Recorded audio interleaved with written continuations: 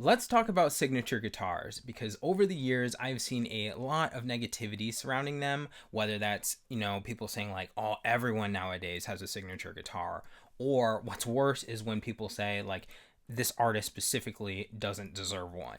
And I just wanted to make a positive video about signature guitars, so let's talk about 3 good things regarding them.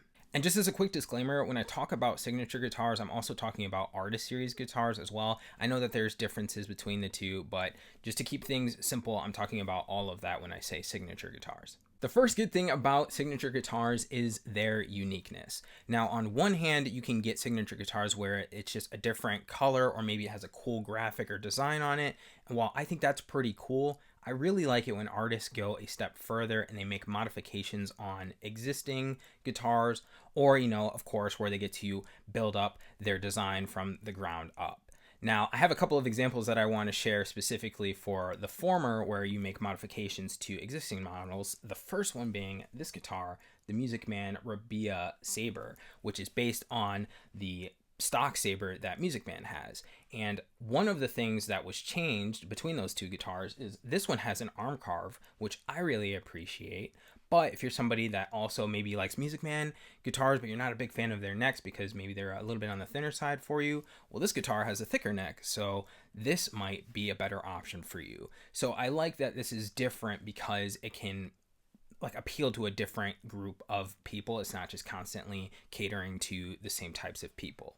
And also in that vein, as another example, I used to have a guitar, the Strandberg Bowden Pliny, and on top of that guitar just looking really cool with the Koa top, it had a 3-way pickup selector switch, but the middle position was actually a split coil sound. So you had the full bridge, the full neck, and then in the middle it split the pickups.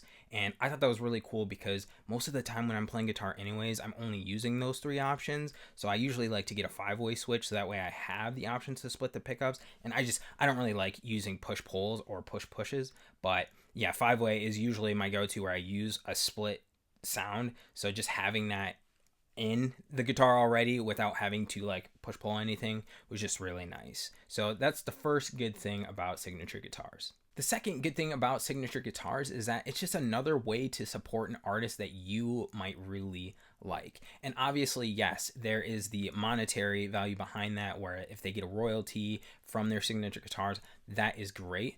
But also, just on the humanity side of things, I bet that's really encouraging and just might make people's day when they get to see people from all over the world, or like maybe someone else in their hometown or whatever, just playing a guitar that they got to help either design or collaborate with a brand. That probably like encourages them more than we as the consumers might realize. So it's just another cool way that we get to support the artists that we enjoy. And the third good thing about signature guitars is that it may expose you to a brand that you may have either never heard of or maybe never would have considered trying before. So, for example, maybe you are a Rabea fan, you really like his music, and you had never heard of Music Man guitars prior to seeing him play one, and you're like, oh, cool, I want to check out his signature guitar. And then maybe you decide to go and either get his signature guitar, or it might expose you to Music Man if you've never heard of them before, and then you see another guitar in their lineup that you're like, oh, maybe that's a really cool guitar that I want to try. And then best case scenario, you find a guitar within that brand, and then you just really like the brand overall, and you really like that guitar, and then it sticks with you for a long time.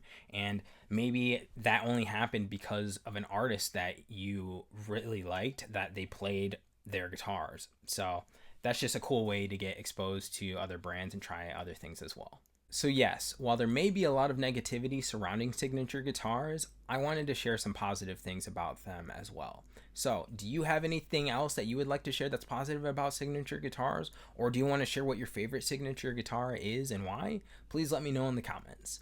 Thank you so much for watching this video, and until next time, stay cool like a cloud and have a great day.